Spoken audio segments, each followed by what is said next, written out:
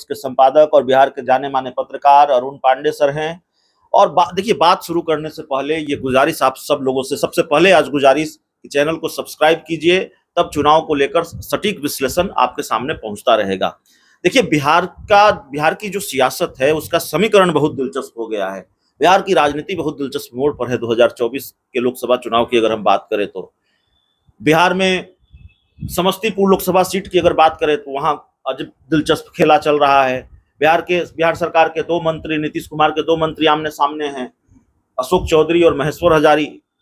एक का बेटा चुनाव लड़ रहा है, दूसरी की बिटिया चुनाव लड़ रही हैं। पप्पू यादव को कांग्रेस से अल्टीमेटम मिला है पूर्णिया सीट के लिए, नाम वापस लीजिए। तो इसी तरह के कई तरह के खेल बिहार की सियासत में हो रहे हैं, उसको हम समझने की कोशिश करेंगे। और दूसरे चरण का मामला तकरीबन खत्म हो चुका है, नामांकन की प्रक्रिया हो चुकी है, लेकिन अभी कई उम्मीदवारों के नाम का ऐलान नहीं हुआ है। कांग्रेस ने अपने पत्ते पूरी तरह से नहीं खोले हैं। सब कुछ समझने की कोशिश करेंगे अरुण पांडे सर के जरिए। सर, सबसे पहले कांग्रेस ने जो अभी अपने पत्ते नहीं खोले उस पर आते हैं। ये तो दूसरे चरण के नामांकन की प्रक्रिया समाप्त हो गई और अभी तक कोई ऐलान नहीं, सभी उम्मीदवारों के नाम का ऐलान नहीं हुआ है। 3 सीटों पर आधिकारिक।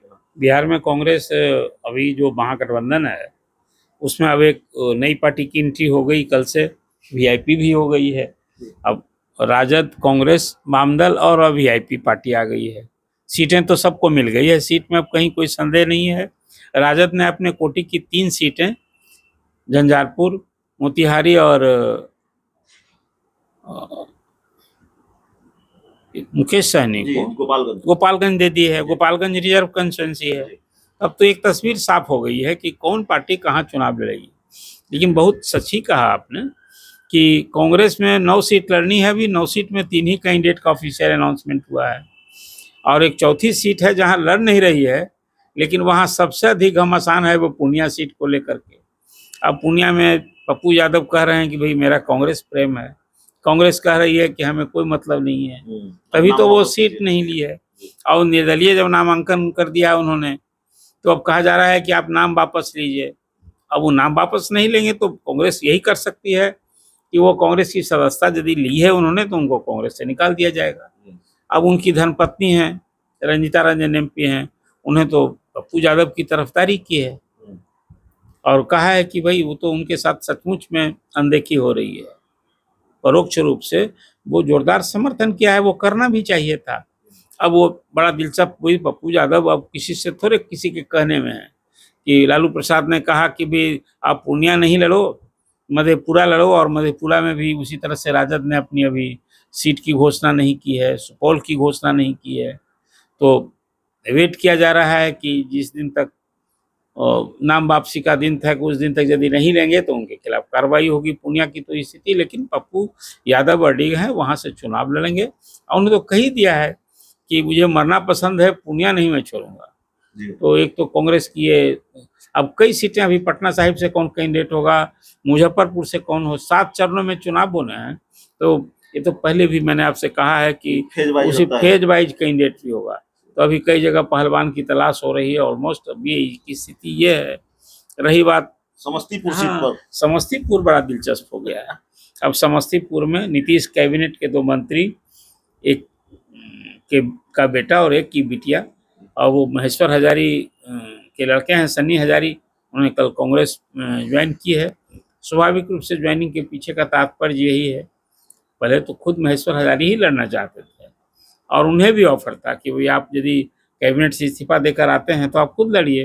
उन्होंने बेटा को लड़ना श्रेयस्कर समझा और यही कारण है कि वो ज्वाइन किए हैं। पहले से ही अशोक चौधरी की, हाँ, उनकी बिटिया कैंडिडेट हो गई हैं, सांघवी चौधरी, और वो लोजपा से चुनाव लड़ रही हैं।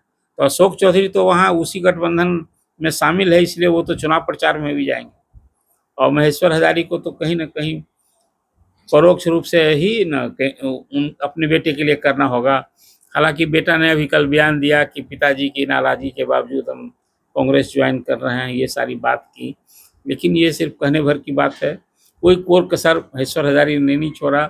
वो तो चिराग पासवान से ही बात कर रहे थे, अब बात बन गई कांग्रेस में। तो कल ये सचमुच जो अभी प्रिंस को बेटिकट करके जो सिटिंग एमपी हैं उनको तो टिकट मिला नहीं, तो अब समस्तीपुर सुरक्षित विधान लोकसभा क्षेत्र का चुनाव, 2 मंत्री के बीच द्वंद्व जिसको आप कहेंगे वो तो बिल्कुल अब साफ हो गया है। वहाँ सबों का ध्यान होगा कि इस बार नीतीश कैबिनेट के 2 मंत्री के संतानों के बीच वहाँ द्वंद्व देखना बड़ा दिलचस्प होगा। और कुल मिला कर की स्थिति अभी बनी हुई है कि लालू प्रसाद बीजेपी को, एनडीए को घेरने के लिए भरसक कोशिश कर ही रहे हैं। 7 तारीख को अब वो प्रधानमंत्री का नवादा दौरा होने जा रहा है। पहला दौरा उनकी चुनावी सभा हो गई जमुई में, और अब मुख्यमंत्री ने भी अभी इस बार उनकी कोई कहीं बड़ी जनसभा नहीं होगी, लेकिन रोड शो करेंगे, उनका भी कार्यक्रम तय हो गया है। तेजस्वी भी निकल पड़े हैं। पूरा एक तरह से मैं कहूँ कि 7 चरणों में जो बिहार की 40 लोकसभा सीटों के लिए चुनाव होने हैं, उसका पूरा एक माहौल बन चुका है। कुछ पहलवानों का इंतजार है, मतलब कैंडिडेट का इंतजार है। लेकिन जो चीज़ें मुझे दिख रही हैं अभी, ये कहने में कोई संकोच नहीं होना चाहिए किसी को कि इस बार एनडीए के लिए बिहार में बड़ी चुनौती है। अब कर फिर मुख्यमंत्री आते हैं तो जैसे आपने देखा कि जमुई की सभा में लालू प्रसाद उनके मुख्य निशाने पर थे, कांग्रेस भी थी, और लालू प्रसाद के भ्रष्टाचार को लेकर के उनका खास करके लैंड फॉर जॉब कहिए, जॉब फॉर लैंड कहिए, जो अभी एक मामला था, एक ताज़ा मामला आ गया है ग्वालियर में। मुझे तो हैरानी होती है कि शायद यही लालू प्रसाद हैं कि कोई दूसरे लालू प्रसाद। अब उस समय मुख्यमंत्री थे लालू प्रसाद, अब उसमें हथियार की खरीद बिक्री, कोई जो बातें अभी सामने आई है, मुझे सचमुच कल हैरानी हुई जब ये जानकारी मिली कि लालू प्रसाद के खिलाफ ग्वालियर की एमएलए एमपी कोर्ट ने वारंट जारी कर दिया है। तो अब कैसे ये मामला कहाँ है, सचमुच बड़ा गहन जांच का विषय हो गया है। लालू जी सीएम थे उस समय, तो ये कोई दूसरा लालू प्रसाद हो सकते हैं, यही लालू प्रसाद होंगे। ये कैसे ये मामला कहाँ से जुटा है अभी तो, लेकिन अब इसको लेकर भी सियासत हो रही है। और कल मैंने देखा कि जदयू ने बड़ा हमला बोला है लालू प्रसाद पर, तो विपक्ष के लिए एक और मुद्दा मिल गया है लालू जी के लिए। तो अब कल प्रधानमंत्री पता नहीं कल जब वो अपने संबोधन में इस इशू को भी उठाते हैं। अब तक तो परिवारवाद पर हमला बोल रहे थे, तो पिछली बार जमुई में परिवारवाद और वंशवाद का जो आरोप था ठहर गए, इसलिए कि तेजस्वी ने उसी ढंग से पलटवार किया था और आईना दिखा दिया था कि हमारे परिवारवाद पर बोलते हैं। तो प्रधानमंत्री को भाजपा में जो परिवारवाद है और 13-14 सीटों की गिनती करा दी थी, और जहाँ गए थे जमुई, वो कौन सा मामला था जहाँ वो चिराग के बहनोई के लिए गए थे? ये परिवारवाद नहीं है क्या?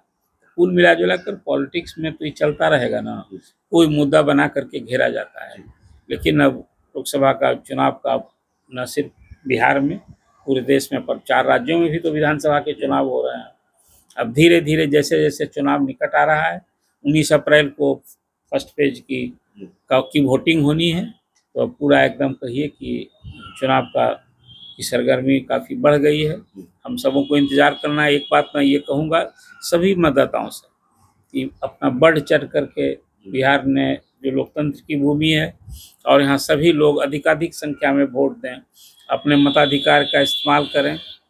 और सचमुच में जहाँ कैंडिडेट नहीं भी जचता हो, वहाँ तो एक और विकल्प है कि नोटा भी है, लेकिन वोट देने जरूर जाइए बूथ पर। ये मेरी अपील होगी। देखिए, हमारे साथ अरुण पांडे सर थे और समझने की हम कोशिश कर रहे थे बिहार की कई सीटों पर हो रहे दिलचस्प खेल को, और खासकर समस्तीपुर का मामला बड़ा दिलचस्प है। सर ने बहुत बारीकी से बताया है समस्तीपुर के मामले को, पूर्णिया के मामले को। इस पूरी रिपोर्ट में इतना ही। बहुत बहुत धन्यवाद।